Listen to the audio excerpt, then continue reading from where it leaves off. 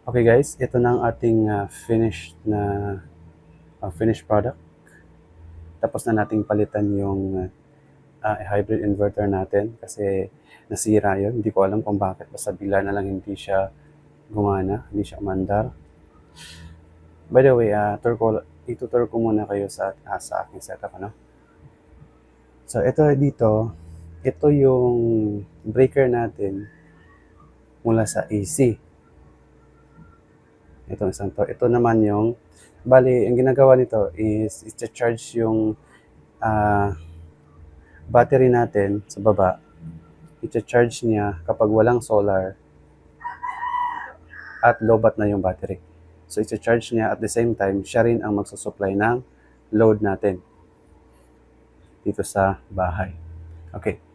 So, ito naman yung isa, ito yung ETS natin, ano? Yung automatic transfer switch. Bale, sa ngayon, naka-open siya dito sa ating solar. Bali, yung doong banda, yun ang DU o yung distribution utility dito sa amin sa Milco. So ito naman yung timer ng aking aircon. Nilagyan ko siya ng timer para hindi siya basta buksan kahit anong oras or hindi siya basta-basta mag-open. So meron lamang siyang particular na oras na pwede siyang buksan. At ito naman ang ating panel board. Dito nakalagay yung ating lahat ng breaker natin. Okay, lapitan natin ng konti yung breaker natin. Okay, ito yung breaker natin, ano?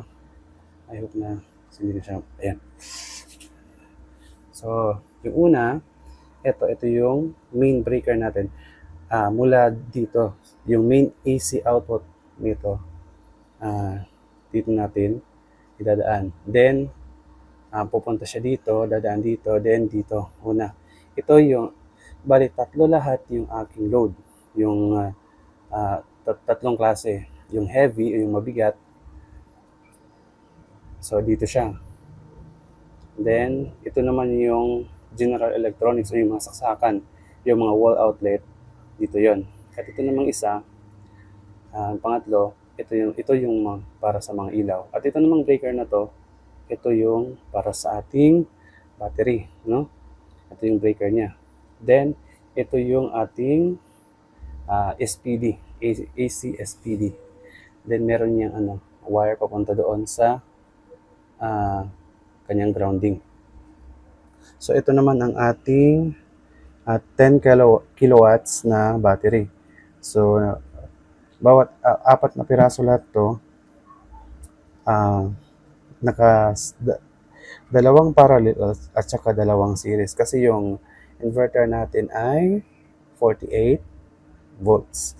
So, ito, bawat isa nito is ayan, 25.6 or 24 volts. So, kailangan natin ng 48. So, kailangan natin i-series. At nakaparallel siya doon sa ibaba. Okay.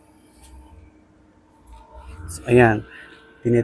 Bali, ito na yung talagang testing na natin. But by the way, yung solar ko nga pala, bali, dito siya. Ito yung kanyang isolator. Yung switches niya. Ayan. Ito yung cable mula sa solar panel. 6 mm square. Yan, so dito yan dadaan, papunta dito. Ito yung input, dito siya lalabas. So buksan natin kung ano nga ba ang nasa loob. Okay? So, ayan. Ito yung ating looban, no, ng ating pinaka-panel board ng ating solar. So ito ang DC isolator natin. Ayan. Bali, as you can see, dalawa siya kasi dalawa kasi ang channel nito. Pero sa ngayon, isa lang nang ginagamit ko kasi yung 6 na solar panel ko na tigpo 500 watts ay naka-series lahat. So isang stream lang. So dito siya papasok, doon siya lalabas. Tapos ito naman yung kanyang SPD, yung DC SPD niya. So ayan, meron siyang cable grounding. Bali itong isa, AC ito, hindi ito DC. Nagkamali ako sa pagbili. In a way, hindi pa naman siya ginagamit. So, papalitan ko din siya kapag magkaroon ako ng dalawang stream, no, ng solar panel. So ayan, yun lang. Wala nang masyadong mga kaganapan sa loob. Sarado muna natin. Yan. So balik na tayo. By the way, itong aking inverter is 48 volts. 48 volts na POW-MR. 6 kilowatts. No? 6 kilowatts ang ating inverter. So ayan. Dito, ito yung out mula dito sa isolator. Papasok yan dito sa ating, yan, sa PV input ng ating inverter. Kasi itong inverter natin ay hybrid. So meron siyang sariling MPPT, no? Yan. So ito naman ay nilagyan natin ng Wi-Fi. So meron siya, hindi siya makita, pero meron siyang Wi-Fi dito para ma-monitor natin yung kaganapan sa inverter. So ayan, dyan siya nakakonect sa ating communication port ng inverter para sa Wi-Fi. So ito naman ang ating wire, positive negative na wire. Okay, ano pa ba? Meron pa ba tayo? So una na, no? So yan ang aking setup ng ating solar panel na DIY lamang. By the way, ito yung grounding wire natin. Mapapansin nyo, ayan. Ito na lang natin isiningit yung grounding wire, dalawa.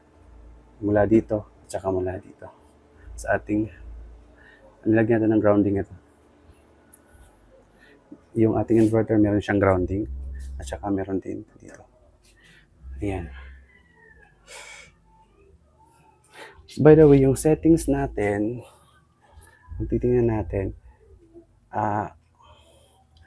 konti lang yung harvest kasi hapon na. So, konti lang yung nakukuha niya na harvest niya. Pero umaabot niya ng 3,300. 3.3 kilowatts. Ayan. Umaabot yan ng 3.3 ang ating harvest. So, yung kasalukuyang settings natin ay naka-SBU tayo. Ito. Ito natin. Ayan. SBU. Since malaki naman yung battery natin kasi 10 kilowatts, so ginawa natin SBU yung settings natin. Solar, yun ang pinakaunang pagkukunan ng energy. Mag-charge siya ng battery. Balikan natin, nawala eh.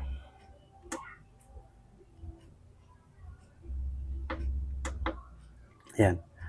So, solar muna yung magbibigay ng energy lahat sa pag-charge ng battery at saka dito sa bahay. Then, pag walang solar, proceed sa battery. Uubusin niya yung laman. Pag nalobat naman yung battery, doon na siya kukuha sa DU natin. So, yun ang settings natin. Para automatic na siya. Hindi na natin gagamitin to palagi. Gagamitin lamang to kapag nagme-maintenance tayo ng ating setup. No? Pag may maintenance tayo, meron tayong changes na kailangan gawin, ganyan. So, saka lang natin to gagamitin.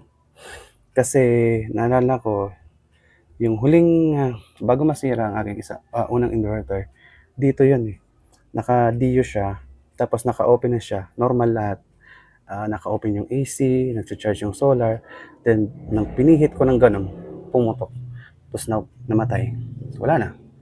So, napilitan akong palitan. Ayan. So, ito na yung bago natin na inverter. So, I hope na magtagal siya. Kasi yung unang inverter natin, o yung nauna, ay tumagal lamang siya ng 9 months. O 9 months lang. So, ito, I hope na tumagal ng ilang taon. Ano? Hindi agad masira. Okay. Ayan lang muna guys. Thank you for watching.